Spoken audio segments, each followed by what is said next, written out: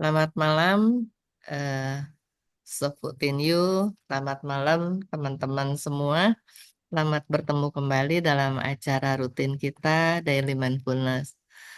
Kali ini kita akan dibimbing oleh Seputinyu yang nanti akan membawakan topik 5 cara memadamkan api kemarahan. Ya, kemarin gambarnya itu dikasih sama Sosyong Hema heboh ya, kayak orang kebakaran gitu loh.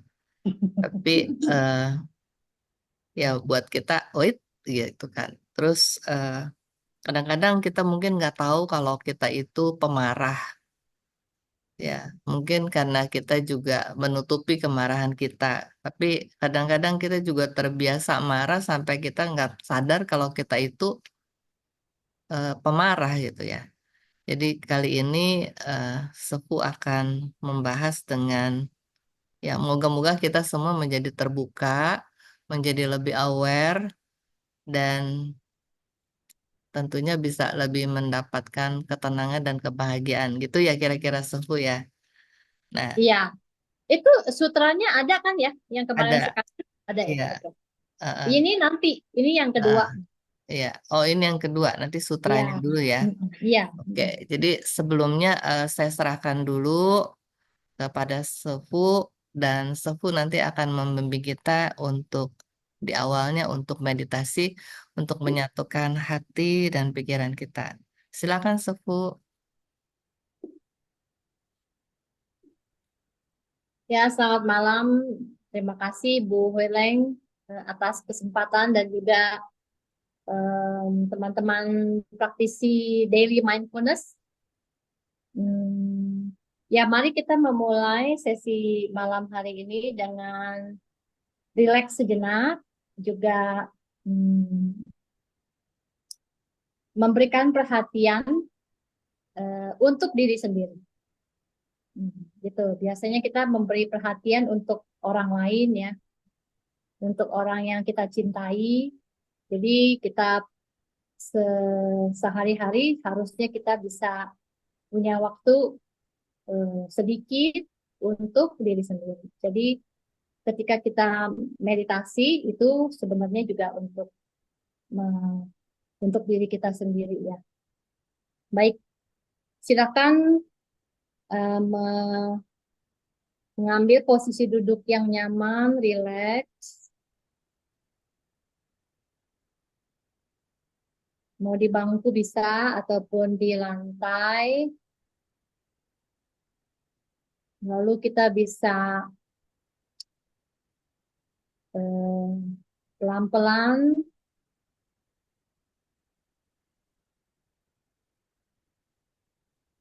membawa pikiran dan jasmani kita kembali ke saat ini sekarang, ke momen ini,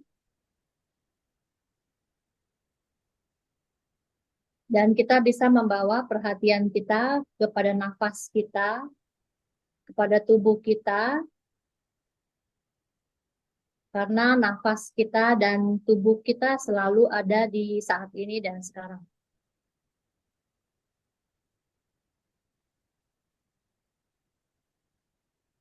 Pelan-pelan kita bisa memejamkan mata,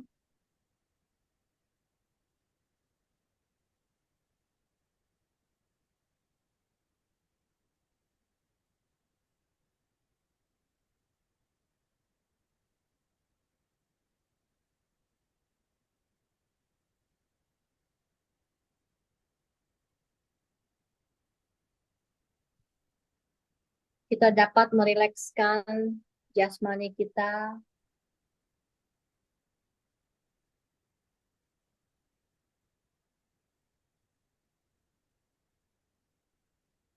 bernafas masuk. Saya tahu ini adalah nafas masuk saya. Bernafas keluar.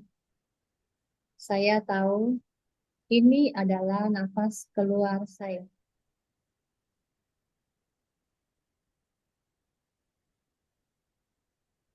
Tahu akan nafas masuk.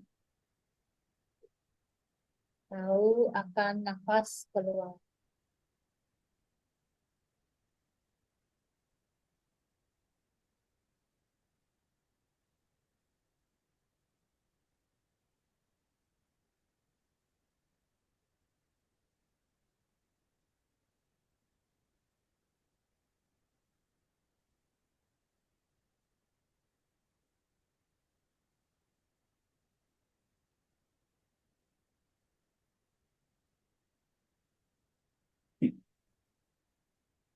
Nafas masuk, saya merilekskan seluruh jasmani saya, mulai dari ubun-ubun kepala, kening, kedua mata, hidung, mulut,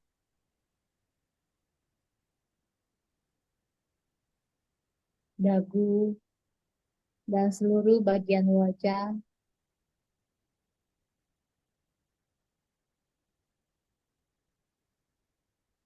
rambut,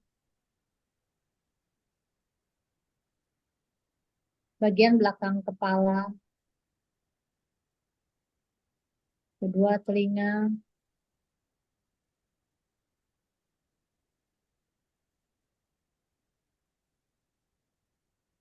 leher, kedua bahu,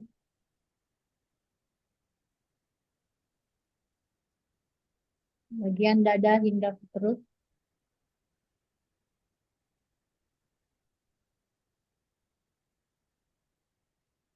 punggung bagian atas hingga punggung bagian bawah,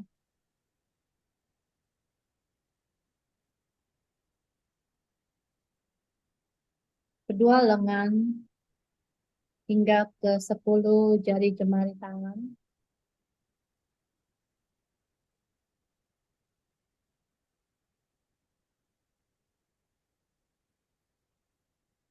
kedua kaki hingga telapak kaki, dan 10 jari-jari kaki.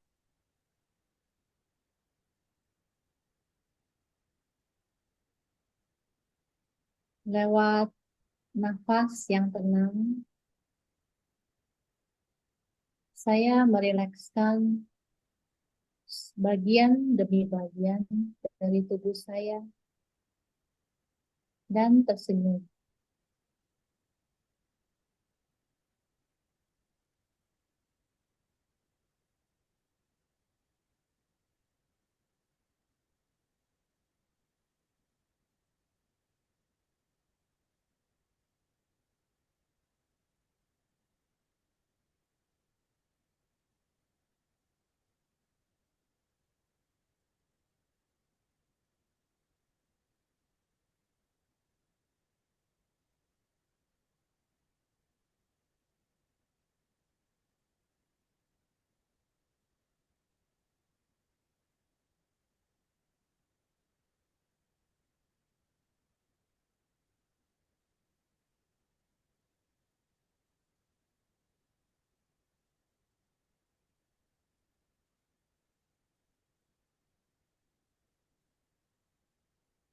Dengan nafas yang semakin pelan dan rileks,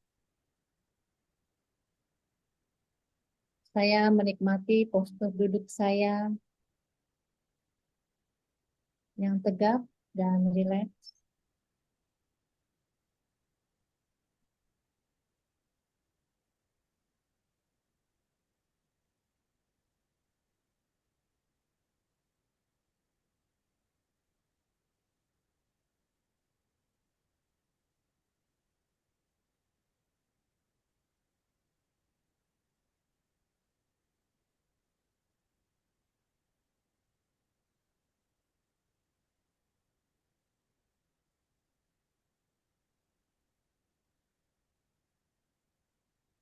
Kita dapat kembali fokus pada nafas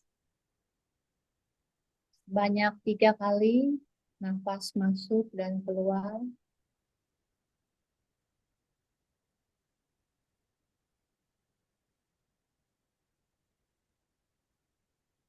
Apabila kita menyelesaikan nafas ketiga, pelan-pelan kita membuka mata.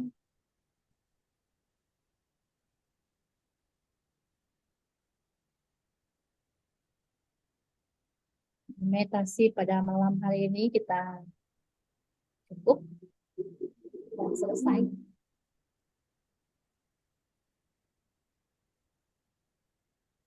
Ya, betul. Ya, ini saya pakai handphone ya, jadi saya nggak bisa ngelihat yang lain. Oh ya, tapi suhunya jelas. Jelas ya? Oke. Baik, seperti yang tadi Ibu Weleng sharing di awal ya mengenai topik malam hari ini. Eh, saya memilih topik malam ini karena eh, sutra ini ya yang nanti kita akan dengarkan bersama-sama ini adalah salah satu sutra yang sangat praktikal ya. Kalau di Plum Village itu di wihara saya itu kita selalu membacakan sutra ini pada saat retret-retret besar ya karena cukup mudah gitu dimengerti dan cukup eh, bisa dipraktekkan gitu ya langsung gitu. Jadi kita ada satu sutra namanya 5 Cara Memadamkan Api Kemarahan dan sutra ini sebenarnya adalah ceramah dari Bante Sariputra. Bante Sariputra itu adalah murid Buddha yang sangat senior ya. Ya, jadi kemarin saya bilang sama eh, Ibu Huileng, saya bilang kalau yang namanya eh, topik kemarahan itu nggak ada habisnya gitu ya. Kalau yang lain itu bisa ketinggalan zaman, tapi kalau kalau kemarahan itu kayaknya selalu ada gitu. Dan tidak sama aja gitu ya. Dulu, zaman dulu masih belum ada komputer, sampai sekarang udah ada zamannya AI gitu ya. Ya, tapi yang namanya topik kemarahan sebenarnya ya itu selalu ada. Gitu.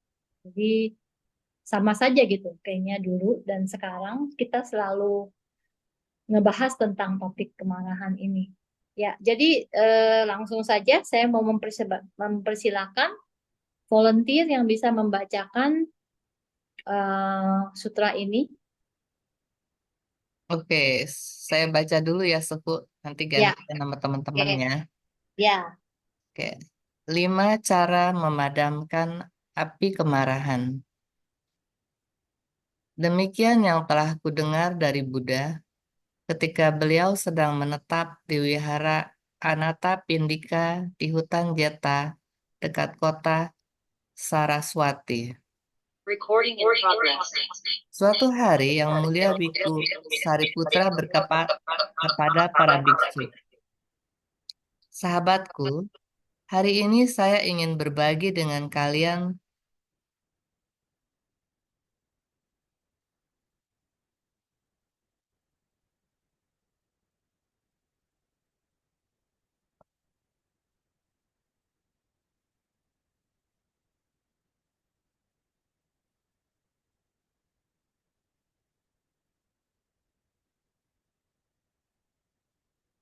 Kurang ke bawah, Susyung Hema.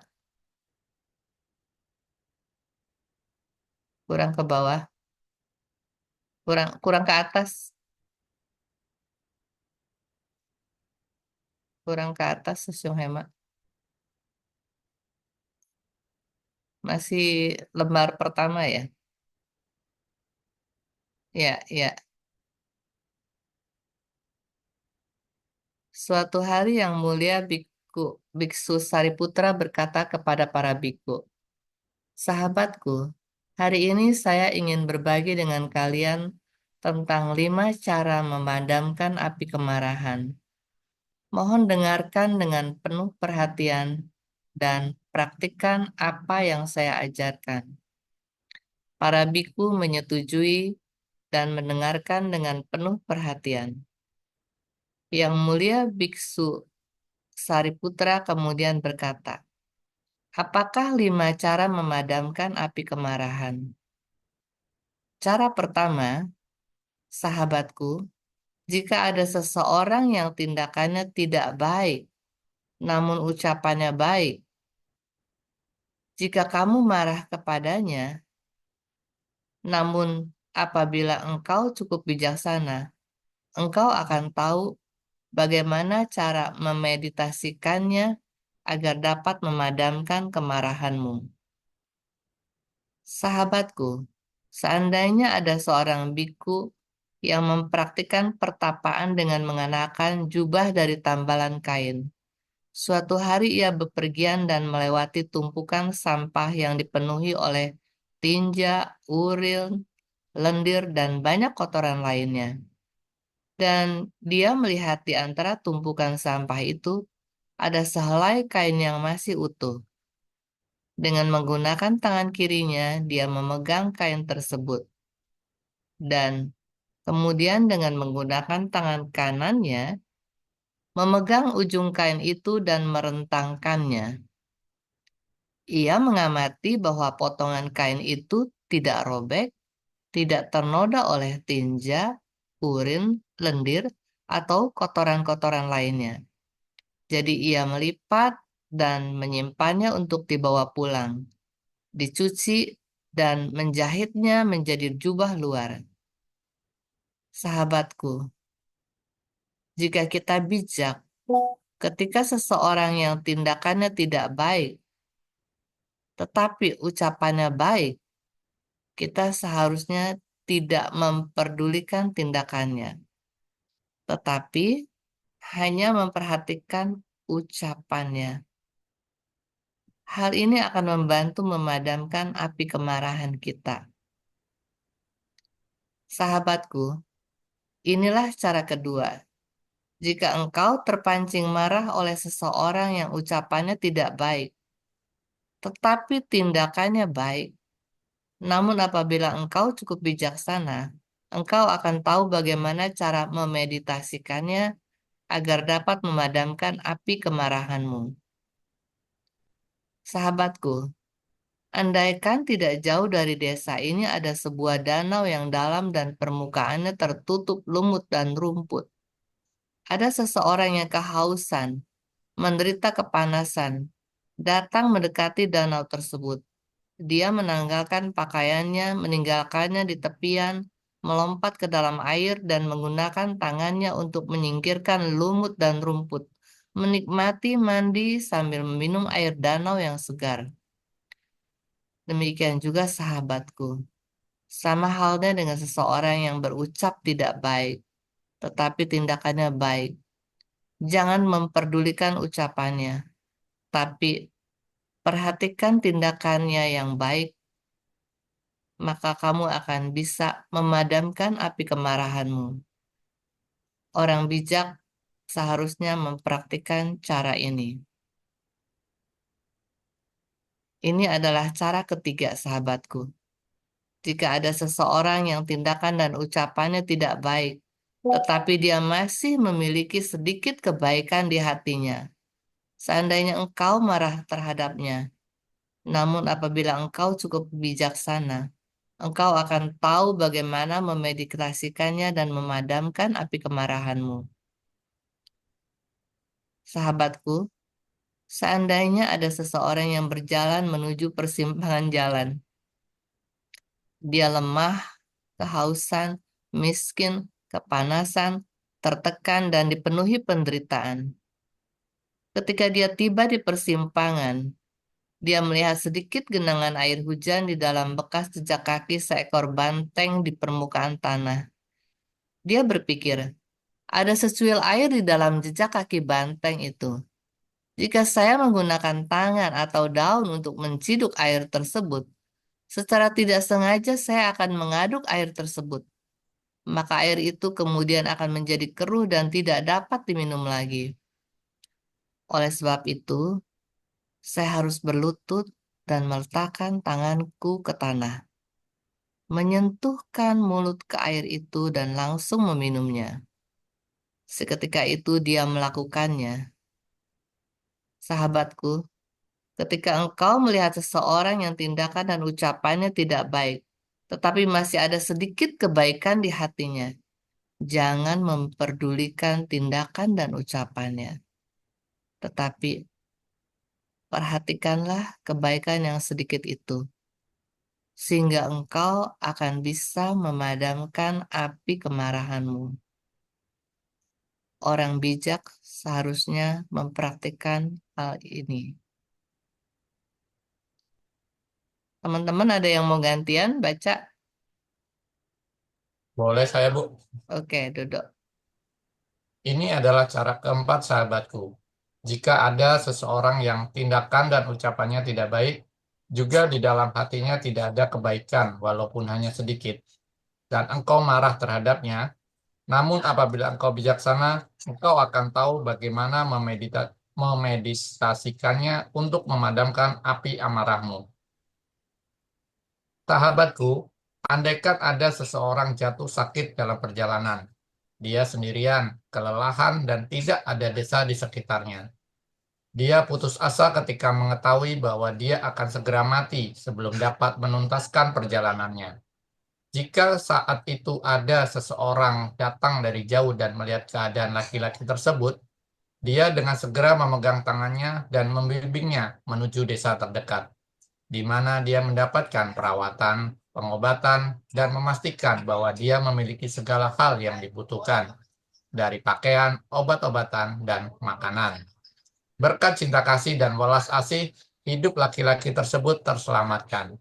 Jadi sahabatku, ketika engkau melihat seseorang yang ucapan dan tindakannya tidak baik, dan di dalam hatinya tidak ada kebaikan walaupun hanya sedikit, munculkanlah pikiran. Seseorang yang ucapan dan tindakannya tidak baik, dan di dalam hatinya tidak ada kebaikan walaupun hanya sedikit, sesungguhnya dia adalah orang-orang yang benar-benar menderita. Kecuali ia bertemu sahabat spiritual yang baik. Jika tidak, tidak ada kesempatan baginya untuk merubah diri dan merasakan alam kebahagiaan. Dengan berpikir seperti itu, engkau akan mampu membuka pintu hatimu dengan cinta dan belas kasih terhadap orang tersebut. Engkau akan mampu memadamkan api kemarahanmu dan menolongnya. Orang bijak seharusnya mempraktikkan cara ini. Sahabatku, ini adalah cara kelima. Jika ada seseorang yang tindakan, ucapan, dan pikirannya baik, tetapi engkau marah dengan orang tersebut, namun apabila engkau cukup bijaksana, engkau akan tahu bagaimana cara memeditasikannya untuk memadamkan api kemarahanmu. Sahabatku, sorry, mana ya? Ke atas, Ke ke atas atas. lagi, Sesyong. Sorry. Tadi kayaknya, ya ini. Sahabatku, seandainya tidak jauh dari desa ada sebuah danau yang indah. Air di danau tersebut sangat jernih dan manis, tepiannya sejuk, penuh rumput hijau, dan di sekelilingnya ada pepohonan yang rindang dan teduh. Seseorang yang kehausan, menderita karena kepanasan, yang tubuhnya penuh peluh, datang ke danau tersebut, menanggalkan pakaiannya dan meninggalkannya di tepian, melompat ke dalam air dan merasakan kenyamanan dan menikmati minum dan mandi di air yang jernih. Panas, haus, dan derita pun lenyap seketika. Sama halnya sahabatku, ketika engkau melihat seseorang yang tindakan, ucapan, dan pikirannya baik, berikan perhatianmu terhadap semua kebaikan perbuatannya, ucapannya, dan pikirannya. Dan jangan biarkan kemarahan dan keiri hatian menyelimutimu.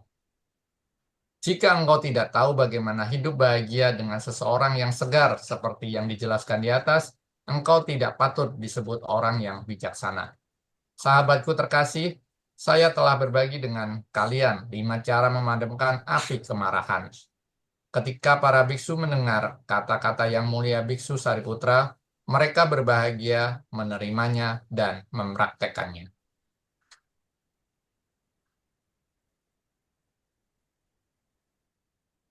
Ya, baik. Terima kasih Juhairing dan juga siapa Pak Widodo ya. Widodo Sufu, ya. Ya, ya saya apa saya ingat ya dulu waktu saya masih remaja gitu ya. Sekarang bukan masih Jadi remaja, Suhu. ya waktu remaja masih kecil lah gitu. Jadi saya ingat ya waktu itu memang sih mungkin kita dari keluarga yang agak gampang tersulut api emosi gitu lah. Gitu. Lalu waktu itu saya sedang ngepel ya, ngepel lantai gitu. Lalu adik saya jalan gitu, bolak-balik. Jadi tuh saya kesal, marah gitu ya. Lalu saya embernya saya tumpahkan ke lantai gitu. Jadi saya buang aja airnya gitu.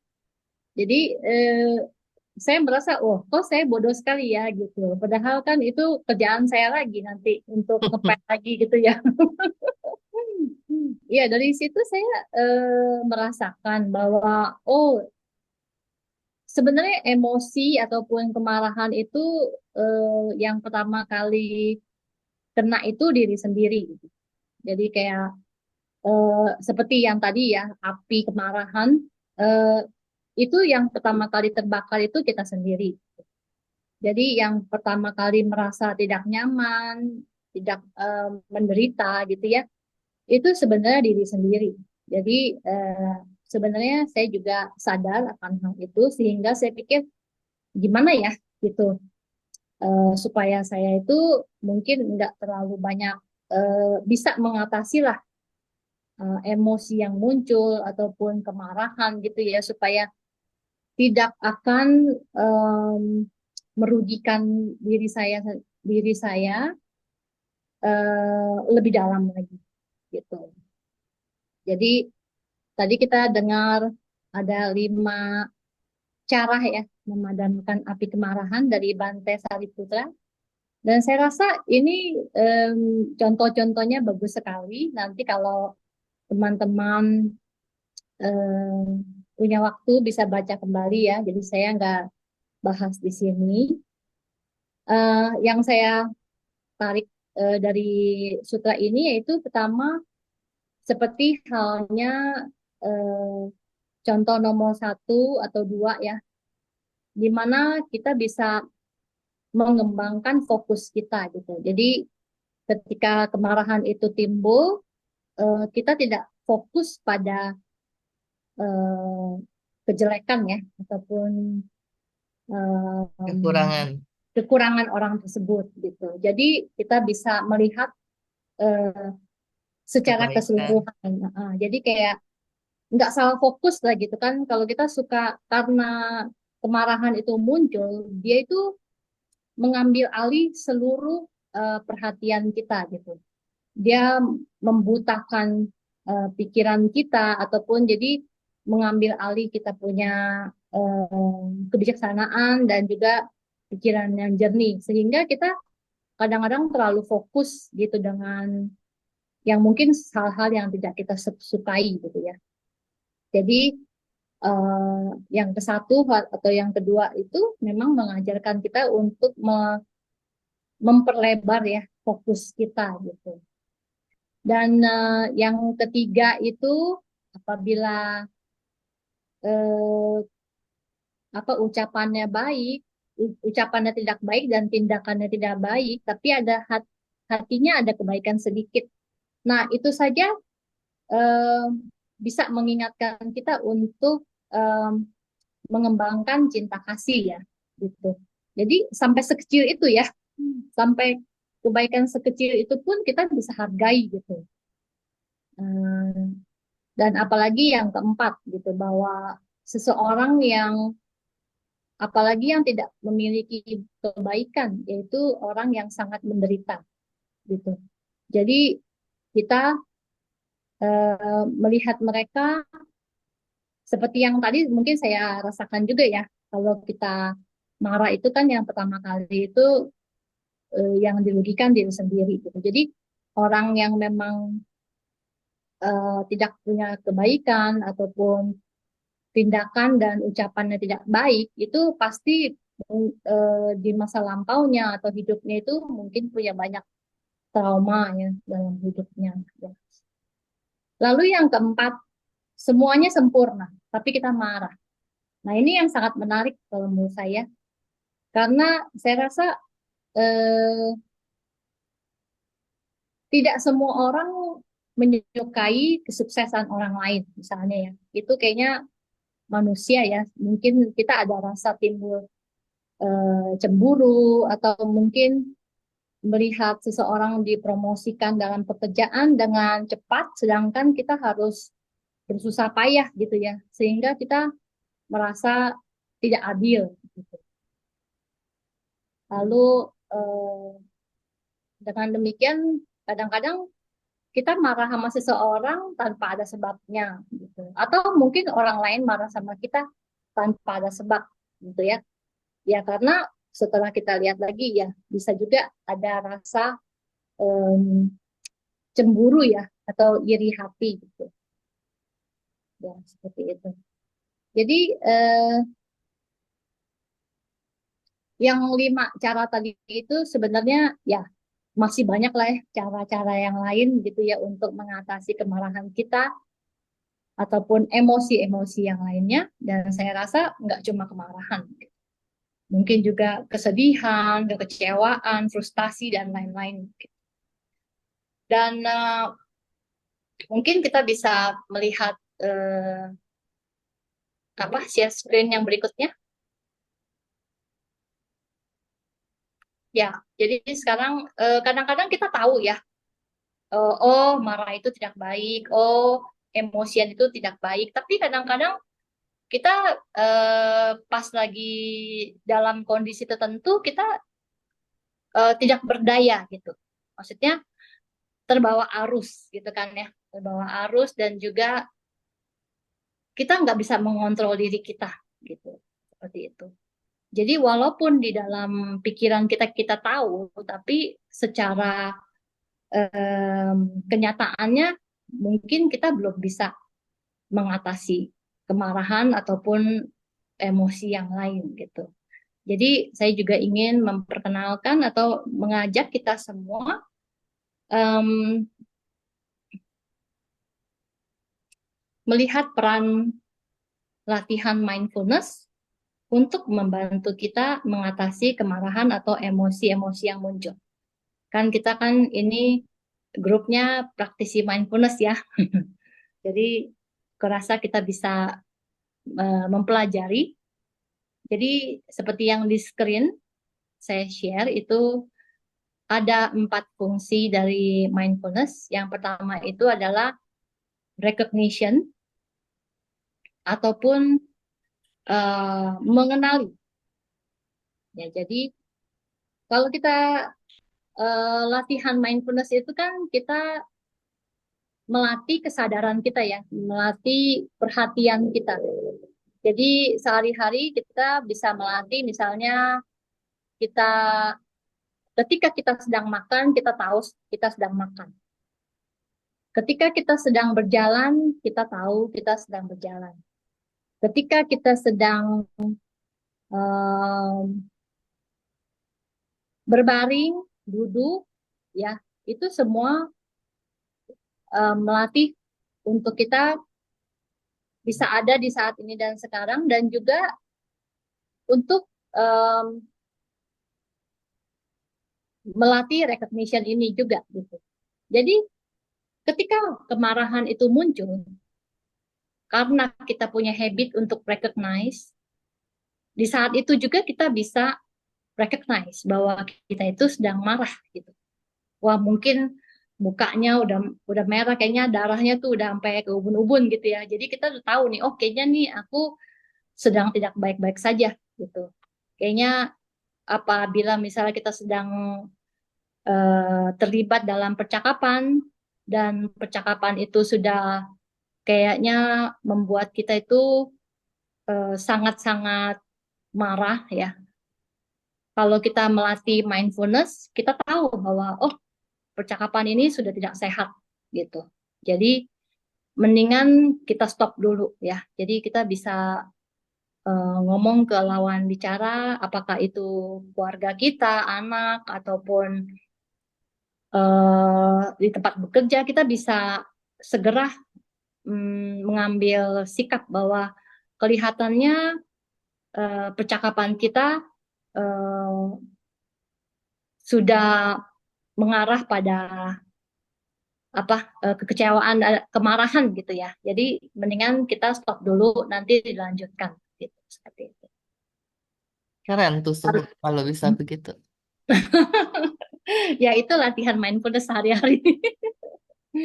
Iya. Lalu yang kedua itu embracing atau merangkul ya. Embracing itu uh, kita tuh mengakui bahwa kita itu terluka gitu. Bahwa kita itu terluka oleh mungkin kata-katanya atau mungkin actionnya ataupun apalah ya gitu ya. Jadi kita tahu bahwa kita itu sedang tidak baik-baik saja, sedang emosi gitu. Jadi kalau um, kita bisa menyadari kita punya landscape of our mind gitu. Jadi kalau saya nih kan sekarang kan lagi tinggal di Ciloto ya, kemarin Ibu Hueleng ke sini gitu. Iya. Nah, jadi setiap hari dan setiap saat landscape di sini itu berbeda gitu.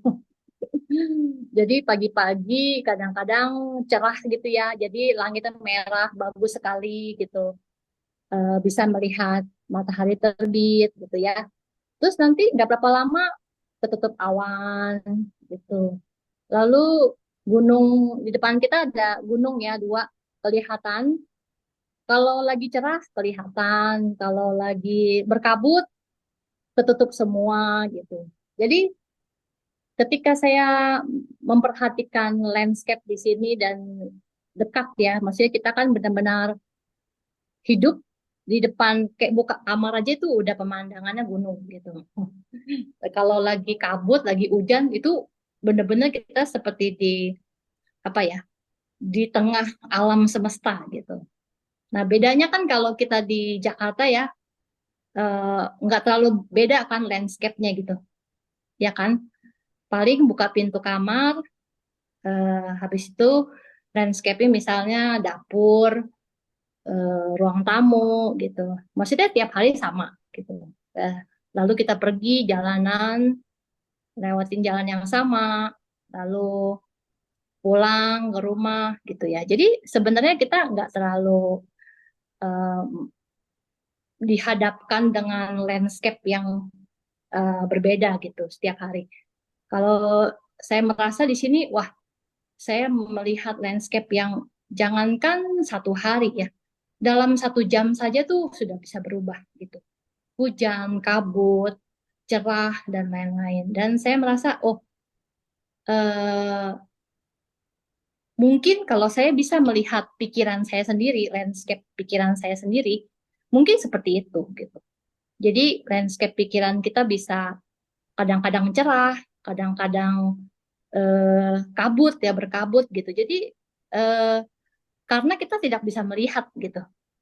Tapi kalau kita bisa melihat, mungkin kita bisa melihat kita punya pikiran dengan landscape-nya gitu ya. Jadi ketika kita merasa terluka, ya itu artinya kita bisa berlatih bagaimana membuat situasi hati kita itu lebih baik gitu ya. Jadi kayak mungkin bisa meditasi jalan ataupun menikmati alam ataupun eh, bermeditasi melepaskan ketegangan ya. Kadang kalau kita marah itu kan tegang ya. Maksudnya emosi apapun yang ada dalam diri kita itu sebenarnya membuat kita tuh tegang. Tegangnya itu dari kepala sampai mungkin sampai kaki ya kalau kalau kita perhatikan gitu, terutama bagian pundak. Ya. Jadi kalau kita sedang banyak masalah, itu kita menyimpan banyak ketegangan di dalam tubuh kita. Jadi ya mungkin ada misalnya contoh ya kalau tegang terus gitu ya, kita tidak menyelesaikan masalah, itu nanti kemana-mana gitu. Jadi ketegangan itu menumpuk misalnya di pinggang ataupun di bahu, leher gitu. Jadi lama-lama kita juga sakit gitu ya badannya gitu. Lalu yang ketiga itu looking deeply. Looking deeply itu kita eh, setelah kita punya ketenangan, kita bisa melihat akar kemarahan itu. Jadi akar kemarahan itu dari mana sih? Sebenarnya kan yang paling pertama itu dari dalam diri sendiri gitu ya. Jadi jangan lihat keluar dulu. Aku rasa bisa lihat ke dalam dulu gitu. Jadi kayak misalnya kenapa sih aku marah sebenarnya? Kenapa aku tersinggung? Mungkin aku capek ataupun aku sedang tidak bahagia. Karena biasanya kalau orang yang bahagia nggak gampang tersinggung gitu ya. Jadi masalah kecil bisa eh, jadi nggak ada masalah gitu. Tapi kalau kita lagi nggak punya space di dalam diri kita itu, masalah kecil bisa menjadi masalah besar. Jadi dengan look deeply itu kita bisa mencari akar dari kemarahan atau emosi itu. Dan kalau saya yang membantu itu adalah yang tadi ya, maksudnya recognition saja. Kayak misalnya kita tidak mengomentari dulu gitu. Jadi suatu masalah timbul, kita tidak memberi bumbu-bumbu gitu. Misalnya kalau si A ikar janji, misalnya mau bayar saya mungkin mungkin utang gitu ya. Lalu tadi ya mau bayar utang tapi nggak jadi gitu kan. Ah, ya udah itu dulu deh nggak jadi gitu kan. Tapi kita tidak menambahkan bumbu-bumbu yang lain. Oh ternyata dia beli ini, beli itu, beli ini, beli itu gitu kan. Nah itu artinya kita menambah bumbu gitu loh. Jadi sehingga kita tuh kesulitan untuk melihat segala sesuatu itu lebih clear gitu karena kita sering memberi bumbu-bumbu ya ataupun eh, cerita di otak kita tuh berkembang menjadi kita itu kadang pikiran kita itu gampang membuat cerita gitu. Menghayal gitu ya. Oh, ini pasti karena gini gini gitu gitu ya. Lalu yang keempat ini getting insight ataupun mendapat pengertian. Sehingga ketika kita melakukan tahap tiga itu, recognition, merangkul, dan mengamati lebih dalam, mencari akar, sehingga ujung-ujungnya kita ada sedikit kayak pencerahan gitu loh. Oh ya, oh ternyata akarnya seperti ini gitu. Jadi em, boleh dibilang getting insight ini adalah buah latihan kita ya, latihan kita sehingga kita bisa memahami diri sendiri dan orang lain dan memahami pattern ya. Karena masing-masing dari kita itu mempunyai pattern yang berbeda, mempunyai pola pola yang berbeda ya. Misalnya emosi yang muncul ataupun sebab itu kalau bisa kita kenali pola-pola kita, kita bisa lebih apa next time kita bisa lebih prepare gitu ya, ataupun menghindari sesuatu yang mungkin tidak perlu gitu. Ya, jadi seperti itu. eh,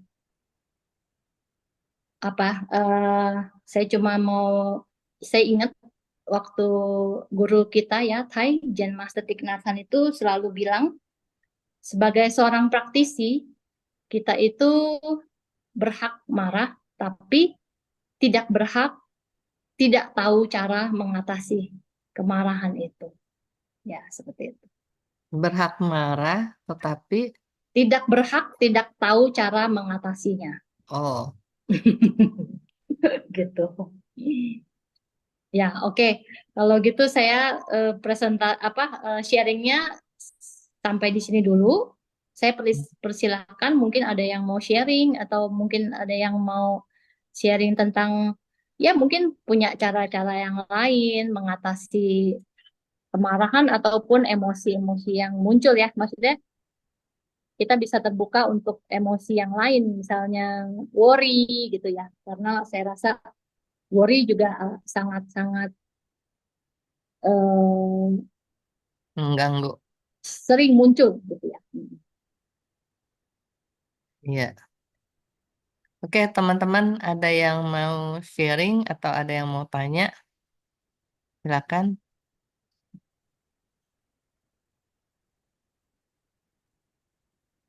Saya boleh Mungkin tanya, Bu Eleng. ya. Sofu, terima kasih sharingnya. Menarik buat saya ya. Sofu, tapi kalau tadi dari paparan itu kan memang ada 5 cara tadi ya untuk mengatasi kemarahan gitu.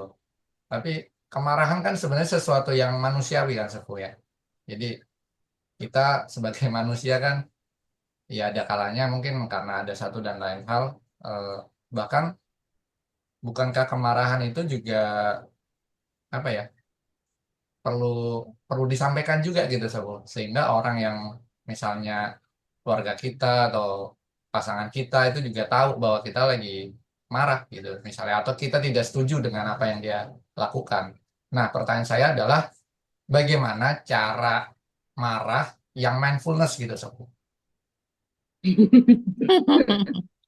sehingga pasangan kita tahu gitu kan ini Ini saya marah. berlawanan nih, marah tapi mindfulness.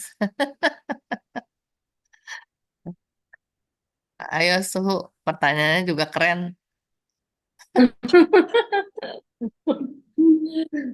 Karena cara tapi mindful gitu ya. Jadi pelan-pelan, Dok. Sebentar Aku ya. sedang marah. Kayak lagi cuci piring kan menikmati cucian piringnya nih. Sabun, air. Lagi marah menikmati marahnya kali ya, Suhu ya. Em, iya, apa ya? Maksudnya marah di sini mungkin kalau marah eh, marah yang merusak kali ya. Karena kalau apa maksudnya kalau misalnya sehari-hari kita marah, karena begini, saya rasa itu semua tergantung kita punya energi ya, tergantung kita punya pikiran gitu, state of mind gitu lah, kalau bahasa Inggrisnya. Karena kita marah itu karena apa? Karena kita itu punya cinta kasih gitu ya, sehingga kita mau kebaikan orang tersebut, ataupun marahnya itu karena yang lain gitu. Karena kalau kita marah dengan apa ya, dengan satu niat yang baik gitu ya, saya rasa orang bisa menerima gitu. Jadi kayak karena dia tahu bahwa dia itu marah karena dia sayang sama saya gitu, seperti itu. Jadi kayak eh, mama saya gitu ya, mama saya itu mungkin tergolong orang yang pertama gitu. Jadi ucapannya kurang lembut gitu. Jadi mama saya itu orangnya sangat keras, terutama ucapannya keras sekali. Tapi tindakannya sangat luar biasa. Sehingga walaupun beliau marah gitu ya, saya tahu karena tidak mungkin seorang ibu itu untuk mencelakakan anaknya gitu. Jadi demi kebaikan gitu. Jadi saya rasa banyak sekali tergantung kita punya energi, tergantung eh, pada situasi itu bagaimana. Tapi yang paling yang di eh, yang di kita bahas malam ini itu kemarahan yang luar biasa ya, mungkin ya yang membuat kita itu eh, menderita, sangat menderita gitu. Jadi kemarahan yang big gitu lah ya. Seperti itu. Oke gak tuh jawabannya? Terima kasih Sofu. Saya boleh nanggepin, Suhu. Ya. Ya, sebenarnya kan kalau kita marah gitu ya. Kalau tadi Widodo cerita, dia marah, dia sadar loh kalau dia marah. Ya, Dok ya. Dan terasa nggak Betul. nyaman ya, Dok ya. Ya, Nggak nyaman marah karena kita punya ekspektasi ya. betul. Kita punya ekspektasi terhadap orang yang kita sayang. Harusnya kamu jangan berbuat begini. Seharusnya kamu jangan begitu gitu. Jadi punya ekspektasi ya. Nah, yang saya suka pakai yang kayak gini adalah yang Acan Bram bilang gitu. Setiap orang itu eh, nggak 100% sempurna, termasuk diri kita. Kalau boleh dikasih persentasinya adalah mungkin 70% dari kita itu adalah oke, baik. 30%-nya itu ya katanya menyebalkan lah gitu. Bisa tidak menyenangkan orang lain. Nah, ini bukan cuma orang-orang lain ataupun orang-orang yang kita sayang. Sebenarnya diri kita juga seperti itu. Nah, dengan pemahaman seperti ini, bahwa kita lebih nggak punya menurunkan ekspektasi kita terhadap orang-orang yang terutama yang kita sayang ya. Kalau menurut saya seperti itu. Jadi misalnya nih orang terdekat dengan saya, kadang-kadang begitu pulang buka baju lempar sembarangan, terus ngomong ke sana sini, terus telepon gitu kan. Nanti buka celana, buka sepatu sembarangan gitu. Dulu itu sangat mengganggu. Karena kita pikir logikanya loh, logikanya loh udah gede gitu loh gitu kan. Kan kita pikirnya gitu kan. Nggak masuk akal lah gitu. Tapi kemudian saya suka berpikir lagi, oh iya kan Acan Bram bilang gitu. Kita juga mungkin ada yang menyebalkan orang lain. Dan bahkan kadang-kadang kita tahu kita ini nyebelin, tapi kita tetap melakukannya gitu loh. Terus yang kedua, Acan Bram itu bilang gitu bahwa eh, kita harusnya fokus di 70%-nya. Jadi saya melihat orang yang terdekat dengan saya itu, saya ngelihatnya bahwa, wah, ini orang hebat ya gitu. Ini orang bagus ya. Jadi saya lihat bagusnya. Jadi sekarang kalau dia lempar baju, lempar celana, ya udah saya pungut aja. Saya taruh ke tempat cucian gitu. Ya, maksudnya eh, bukan cuma menghindari marah-marah atau ini, tapi yang terjadi adalah saya bisa menerima itu dengan damai. Saya bisa melihat itu sebagai kelemahan yang bukan kelemahan gitu. Kenapa? Karena saya fokus pada kelebihannya. Kadang kan dia sayang sama kita. Misalnya, eh udah dibeliin obat nih gitu kan. Jangan lupa ya diminum ya gitu. Jadi hal-hal yang seperti itu ternyata saya pikir, oh iya sedikit-sedikit saya ada naik kelas ya gitu loh. Ceritanya gitu ya. Merasa, oh ya, sedikit-sedikit. Jadi kadang-kadang kalau lingkungan saya yang masih komplain terhadap si A yang saya sayang ini gitu kan. Saya suka bilang, aduh, udah capek. Dan ya, iya, dari dulu sih nggak dilatih. Siapa bilang nggak dilatih? Tapi kan kita jangan lihat dia punya ini, kelebihannya dia baik kan. Dia perhatian kan, gitu kan. Jadi kembali lagi, itu kepake banget tuh bahwa kita pun nilainya cuma 70%. Jadi normal kalau orang lain nilainya 70% dan memiliki 30% itu gitu loh. Terus yang kedua, kita fokus di 70% ya. Supaya kenapa? Supaya 70% itu nanti akan menjadi apa ya? Yang bermakna, yang bertambah besar, yang mempengaruhi kehidupan kita, perasaan kita, pikiran kita. Itu sih kalau kalau misalnya cocok ya sharing. Ya, Bu. Terima kasih, Bu. Asik.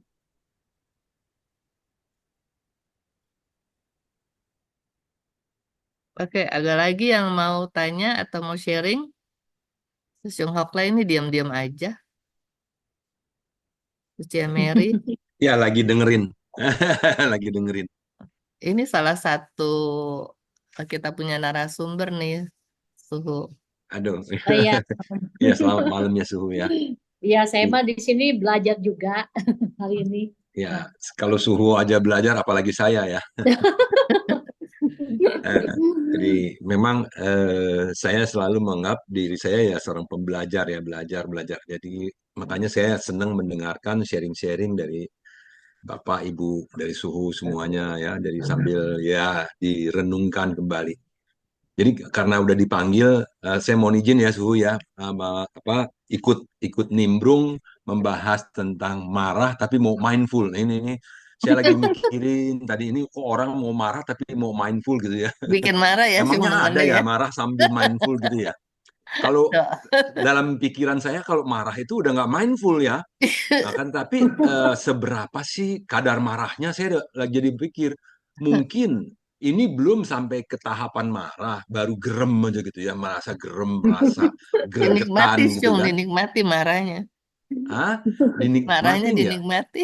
Marah dinikmatin saya juga lagi mikir kalau marah dinikmatin tuh berarti marahnya itu sudah apa dilampiaskan gitu, Bukan, melampiaskan ini kan keamarhan marah itu dengan ya. kesadaran, Syung. Nah, maka itu saya belum pernah ngalamin juga marah mindful.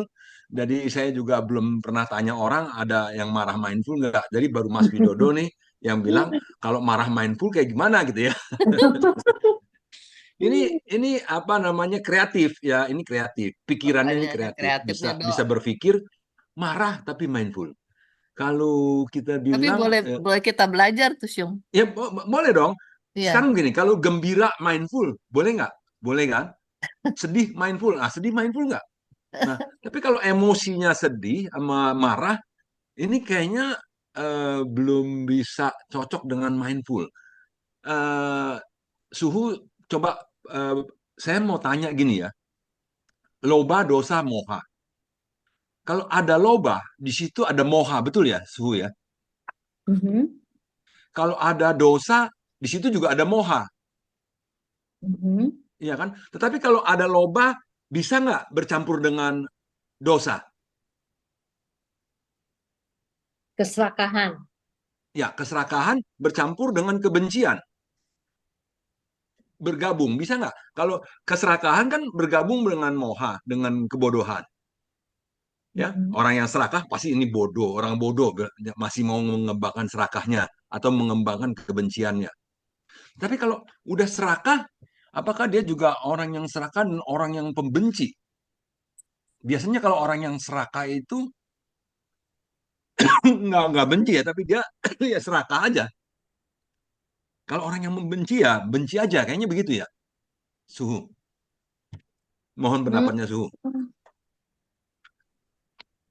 Maksudnya dalam konteks apa ya? Maksudnya sebenarnya loba itu kan juga salah satu eh, apa? Loba itu bisa menyebabkan banyak hal dan kebencian itu juga bisa menyebabkan banyak hal. Jadi Mm-mm. kayak eh, karena serakah juga bisa menyebabkan kebencian, karena kebencian juga bisa menyebabkan keserakahan kan. Jadi kayak Oh, misalnya itu eh, maksudnya mau Suhu ya. Itu dampaknya ya karena serakah, dampaknya bisa menumbuhkan kebencian. betul ya Dampaknya. seperti itu. Tapi ketika perasaan serakah itu muncul, apakah di saat itu juga bisa ada perasaan benci yang muncul?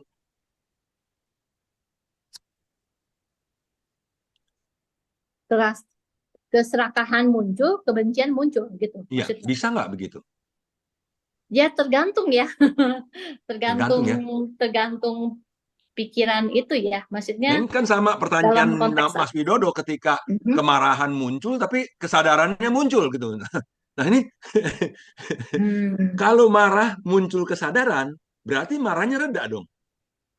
Iya, jadi Iya kan kan? marah dulu, Mhm. Sung. Marah Mhm. dulu. Habis Ya, marah, kan kemarahan muncul. Lalu habis, mindful. Ya, kalau udah mindfulnya muncul, berarti kemarahannya mereda. iya. Iya betul. Jadi mungkin kita mesti balik lagi ya ke ke ke ini apa maksudnya mindfulness itu kan sebenarnya energi kesadaran ya kan energi sadar penuh gitu. Jadi mindfulness itu kan pasti ada objeknya gitu kan. Mm-mm, Nggak mungkin mm-mm, nggak ada objeknya gitu kan. mm-mm. Jadi kalau kita sedang minum, berarti kalau kita sedang mindful, kita sedang mindfulness of drinking gitu kan. Kalau kita sedang jalan, kita sadar jalan, itu namanya eh, mindful of walking gitu kan. Jadi kalau misalnya apapun yang muncul itu kita sadari, itu artinya kita benar-benar memang mempraktekkan mindfulness itu gitu. Jadi ketika kemarahan itu muncul, kalau kita bisa sadari bahwa oh eh, kes- kemarahan sedang muncul nih gitu. Jadi kita tahu apa yang next kita akan lakukan gitu. Berarti kan ya kayak gitu. Jadi kalau tanpa apakah itu kan berbeda ya. Kalau misalnya kita nggak tahu bahwa kita itu marah gitu, sehingga kita terbawa arus kemarahan itu. Jadi kalau misalnya, Dikuasai kemarahan jadinya ya. iya, jadi kalau kita sedang marah dan kita tahu bahwa kita sedang marah, berarti kita bisa menghindari efek-efek yang terlalu besar. Gitu. Setidaknya kita ada rem gitu loh. Jadi kayak bisa ngerem kata-kata kita, ngerem tindakan kita gitu ya. Jadi itu yang dinamakan uh, we are mindful of our anger. Gitu. Jadi bukannya mindfulness itu bersamaan, tapi maksudnya ketika kita kenali kemarahan itu, seperti yang tadi Pak Hokley bilang, kemarahan itu otomatis menjadi lebih meredah gitu, gitu. Mungkin belum habis gitu ya, karena eh, mungkin aja kita redam sebentar, nanti muncul lagi gitu, gitu kan, seperti itu. Jadi mungkin pada saat itu dia pas diredam dia meredah, tapi kan kalau kita nggak latihan terus gitu ya, dia nanti bisa muncul lagi gitu. Mungkin mungkin jadi numpuk ya. Tadinya kan ditahan-tahan gitu. Jadi bukan ditahan nih, maksudnya tuh di dilatih dan seperti yang tadi ada 4 fungsi dari mindfulness itu sendiri gitu. Bukannya cuma diredam, tapi dicari, dimengerti gitu. Kemarahan itu akarnya dari mana? Ya seperti itu, oke gak sih?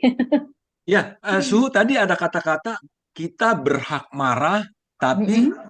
tidak berhak tidak apa Tahu namanya cara ya? mengatasi. Tidak. Saya sih nangkapnya kayaknya kita kalau bisa marah, tapi kita mesti tahu dan punya cara untuk mengatasi marah tersebut ya. Tapi kata-katanya tadi kok berhak kita berhak marah, tapi kita juga berhak untuk mengetahui cara meredam amarah ya? Atau gimana tadi kata-katanya ya? Oh, enggak. Jadi gini, seperti tadi kan yang Pak Widodo bilang, kemarahan itu kan sebenarnya wajar gitu, sebagai manusia kan. Jadi sebagai seorang praktisi, praktisi itu bukannya nggak boleh marah.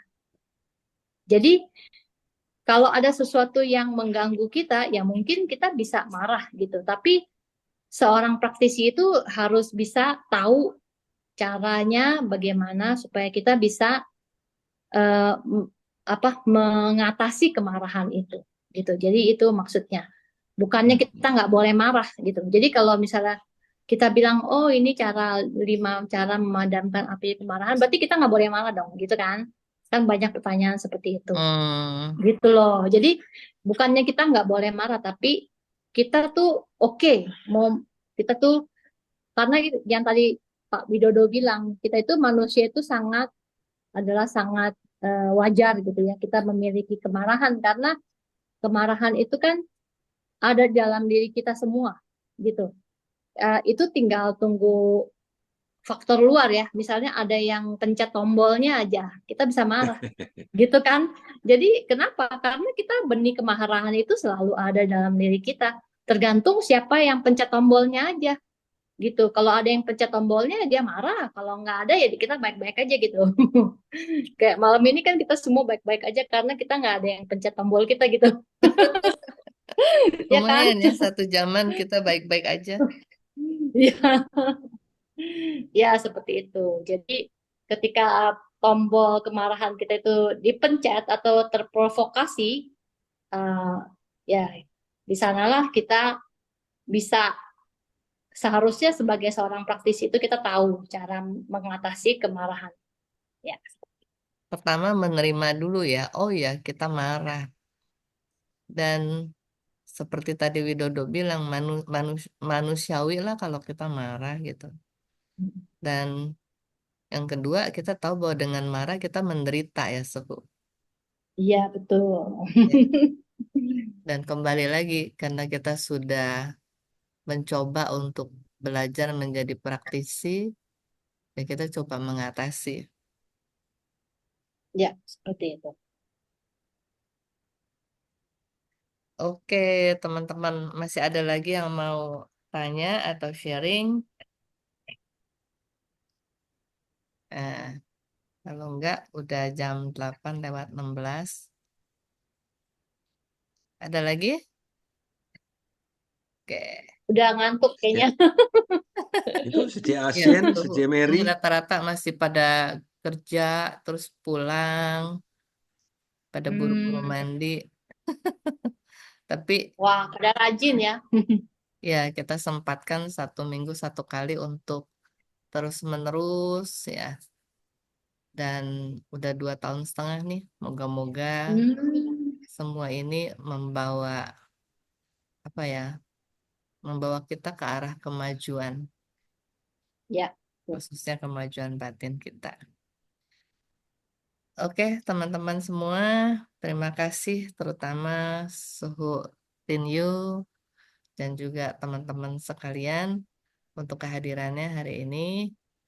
Sampai jumpa 2 minggu lagi ya, minggu depan kita libur. Oke. Oh, ya, 2 minggu ya. Oke, oke. Makasih Ya, Suhu, ya, makasih terima teman-teman kasih Ya, terima semuanya. kasih ya Suhu. malam. Terima kasih Stileng, terima kasih Mas Widodo dan semuanya Ya, teman-teman semua. ya, terima kasih semuanya. Ya. Ya, bye-bye.